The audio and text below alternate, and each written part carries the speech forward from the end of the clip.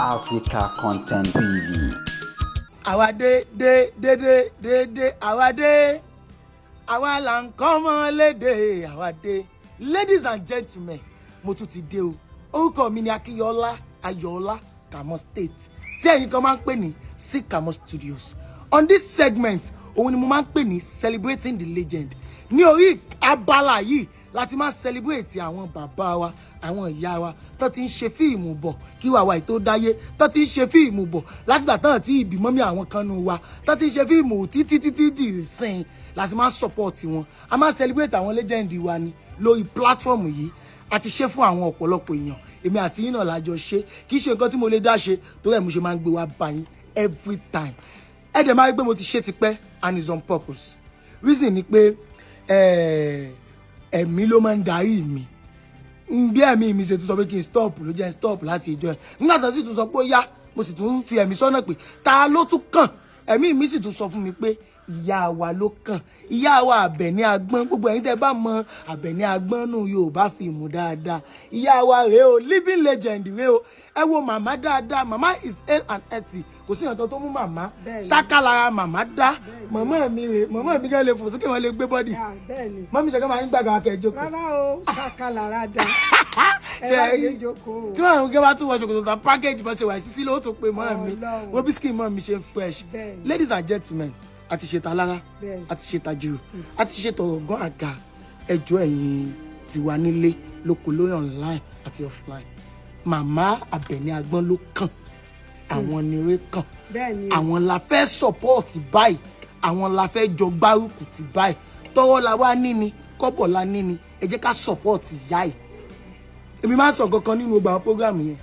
Kò dìgbà táwọn legend wa bá tó sick pé ẹjọ́ àmọ́ ní ìdí kíní kan million fún sickness wọn ni. Nígbà tán wà láyé tán yàrá wọn dá ṣáká. Ẹ jẹ́ kán enjoy kíní yìí.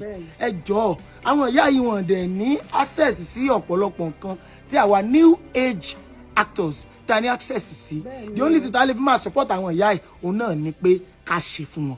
Ẹ jọ̀ọ́ gbogbo ẹ̀yin tẹ́ bá wa ṣe láti orí bàbá wa Lálùdé tó fi dé orí bàbá wa Alápinni Òòṣà tó fi dé orí bàbá wa Bìjà àti gbogbo àwọn tó ẹ̀ ń ṣe fún náà ní different platforms. I'm using this medium to thank you so much.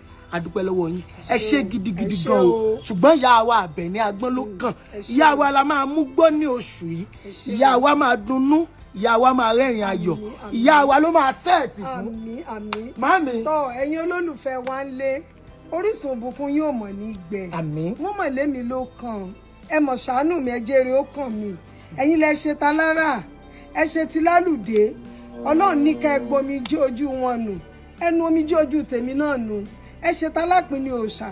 Ọlọ́run ní kẹrin ayọ̀ gbẹnu wọn. Ẹ jẹ́ kẹrin ayọ̀ gba ẹnu tèmi náà. Ẹ ṣe ti Abija.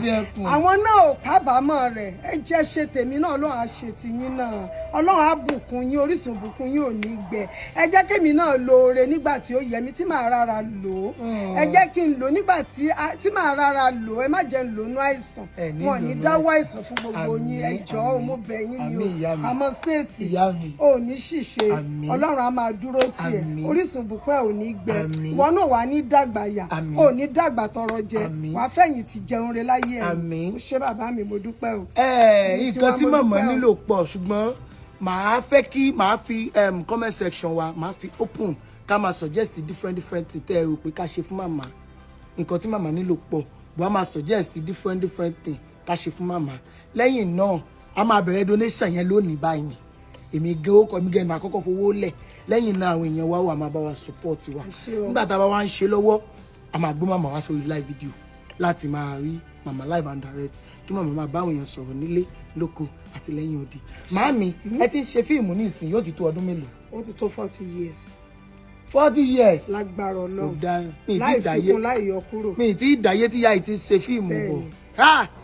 Tó máa lọ fi pé irú àwa yìí láti ẹ̀wọ̀n padà mọ́ support yín ìyá mi. Tọ́ bá mi. Ọlọ́run ló fẹ́ bẹ́ẹ̀. Ọlọ́run tó wá gbé wa sípò náà kò ní pa wá mọ́ yín lọ́wọ́. Ìyá mi ẹ jèrè wa pẹ́. Ẹ̀yin dòkú. Ẹ̀yin náà ò ní dàgbà. Ẹ̀yin ṣìṣe. Lágbára Ọlọ́run ọba ẹ̀yin náà ò dàgbà. Bẹ́ẹ̀ bá ṣe wá ń dàgbà sí nǹkan yín máa dá sí ni. Wọ́n ní dáwọ́ ìbànújẹ́. Màámi lágbára Ọlọ́run.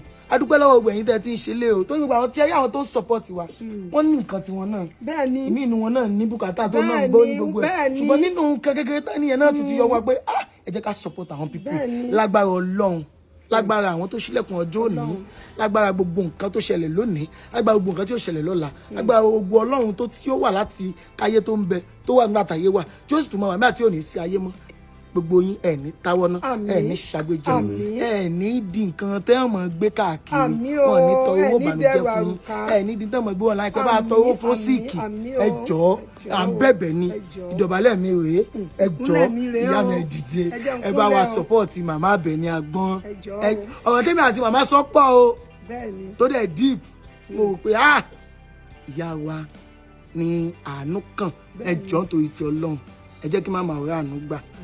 ẹ̀yin náà ra àánú gbà o ẹ jẹ́ kí màmá ọ̀rẹ́ àánú gbà o ẹ jọ̀ọ́ o ẹ jẹ́ ra àánú gbà o.